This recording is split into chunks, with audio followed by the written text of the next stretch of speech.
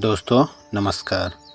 दोस्तों, गरुड़ पुराण हिंदू धर्म के 18 महापुराण में से एक है, जिसे भगवान विष्णु जी ने गरुड़ जी को सुनाया था। इसमें जीवन, मृत्यु, कर्म, पुनर्जन्म और मोक्ष से संबंधित गहन रहस्य समाहित है। विशेष रूप से मृत्यु के बाद आत्मा की यात्रा, यमलोक का विवरण, पाप पुण्य के फल और पुनर्जन्म के सिद्धांत इसमें विस्तार से बताए गए हैं। दोस्तों, भारत में मृत्यु के बाद गरुड़ पुराण पढ़ने की परंपरा है, क्योंकि इसे सुनने से मृत की आत्मा को सद्गति प्राप्त होती है और परिजनों को यह समझने का अवसर मिलता है कि जीवन में अच्छे कर्म करने कितने महत्वपूर्ण हैं। इस कथा में हम आत्मा की यात्रा, यमलोक के न्याय और 84 लाख योनियों की व्याख्या, मोक्ष प्राप्ति के बारे में समझेंगे। आज इस वीडियो के माध्यम से जानेंगे कि मृत्यु के बाद गरुड़ पुराण करना क्यों जरूरी होता है। दोस्तों, एक बार भृगु ऋषि ने गरुड़ जी से पूछा, हे गरुड़, मृत्यु के बाद आत्मा का क्या होता है? उसे किस प्रकार के कष्ट या सुख मिलते हैं? कृपया ये रहस्य मुझे बताइए। तो गरुड़ जी कहते हैं, विष्णु भगवान ने मुझे बताया था कि मृत्यु के बाद आत्मा का शरीर से संबंध टूट जाता है, लेकिन उसके कर्मों का लेखा जोखा यमराज के पास सुरक्षित रहता है। अच्छे कर्मों से आत्मा को देवलोक में स्थान मिलता है, जबकि बुरे कर्म करने वाले लोगों को यमलोक के कठोर दंडों का सामना करना पड़ता है। जब कोई प्राणी मृत्यु को प्राप्त होता है तो उसके शुभ अशुभ, अच्छे बुरे कर्म के अनुसार यमदूत या देवदूत उसे लेने आते हैं। यदि व्यक्ति ने सत्कर्म किए होते हैं तो देवदूत उसे स्वर्ग ले जाते हैं। अगर उसने जीवन में पाप अधिक किए हैं तो यमदूत उसे पकड़कर यमलोक की ओर ले जाते हैं। यमदूत भयावह और डरावने होते हैं। उनके शरीर पर काले व लाल रंग के निशान होते हैं।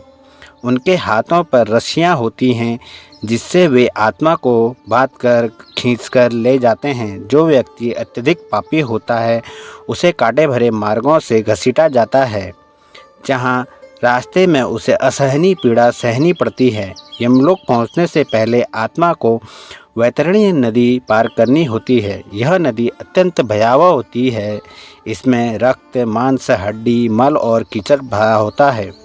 जो व्यक्ति अपने जीवन में दान पुण्य करता है उसे इस नदी पार करने का साधन आसानी से मिल जाता है, जबकि पापी आत्माएं इसमें डूबकर कष्ट भोगती हैं। एक कथा के अनुसार एक राजा जो अपने जीवन में अन्याय करता था, उसकी आत्मा को यमदूत पकड़ कर ले गए। जब उसे वैतरणी नदी पार करनी थी तो उसने सहायता के लिए पुकारा, तो तभी एक देवदूत प्रकट हुए और उन्होंने कहा, हे राजन, यदि तुमने गाय दान की होती तो यह नदी तुम्हारे लिए स्वच्छ जल की होती। इसीलिए कहा जाता है कि मनुष्य को गौदान जरूर करना चाहिए। यमलोक में आत्मा को वो चंद्रगुप्त के पास ले जाया जाता है, जहां उनके कर्मों का लेखा जोखा पढ़ा जाता है। चित्रगुप्त अपने लेख में बताते हैं कि व्यक्ति ने जीवन में कौन कौन से कर्म किए हैं। यदि पाप अधिक हो तो यमराज उसे दंड देते हैं। गरुड़ पुराण में 28 प्रकार के नरकों का उल्लेख किया गया है, जहाँ विभिन्न प्रकार के पापों के अनुसार आत्माओं को दंडित किया जाता है। जैसे तमिश्र नरक, जहाँ धोखेबाजों और लालची लोगों को अंधेरे में रखा जाता है। महात्मिश्र नरक, जहाँ झूठे लोग, ठग और कपटी लोगों को अत्यधिक यातनाएं दी जाती हैं। कुंभीपाक नरक, जहाँ मांसाहारी और निर्दोष जीवों की हत्या करने वालों को उबलते तेल में डाला जाता है। रौरव नरक, जहां दूसरों को कष्ट देने वाले लोगों को कांटे भरे रास्तों में घसीटा जाता है। गरुड़ पुराण में बताया गया है कि मृत्यु के बाद आत्मा का पुनर्जन्म उसके कर्म के अनुसार होता है। यदि उसने अच्छे कर्म किए हैं तो उसे उच्च लोक में जन्म मिलता है, लेकिन यदि उसके पाप अधिक हो तो उसे नीच योनि में जन्म लेना पड़ता है।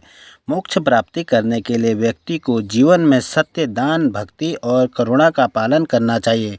गरुड़ पुराण के अनुसार भगवान विष्णु की भक्ति, पवित्र आचरण और ज्ञान के द्वारा आत्मा जन्म मरण के चक्कर से मुक्ति पा सकती है। गरुड़ पुराण हमें मृत्यु के बाद की सच्चाई को समझने का अवसर देता है। यह हमें यह सिखाता है कि जीवन में किए गए कर्म ही हमारे मृत्यु के बाद यात्रा निर्धारित करता